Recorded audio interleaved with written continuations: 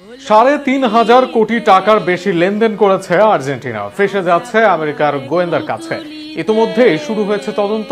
আমেরিকার মাটিতে বসেই প্রায় ৩,৬০০ কোটি টাকার বেশি অস্বাভাবিক লেনদেন করেছে আর্জেন্টাইন ফুটবল ফেডারেশন। মেসিদের বোর্ডের ওপর এই তদন্ত নিয়ে আরও থাকছে প্রতিবেদন।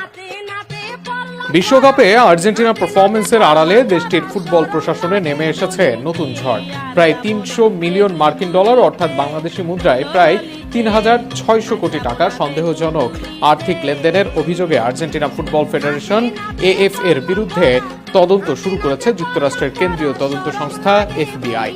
আর্জেন্টিনার শীর্ষস্থানীয় সংবাদপত্র লা নাসিওনের তথ্যের ভিত্তিতে স্প্যানিশ ক্রীড়া সংবাদ মাধ্যম মার্কা জানিয়েছে, এএফ এর সভাপতি ক্লাউদিও চিকি তাপিয়ার নেতৃত্বাধীন সংস্থার আন্তর্জাতিক আর্থিক কার্যক্রম এখন মার্কিন তদন্তকারীদের নজরদারিতে।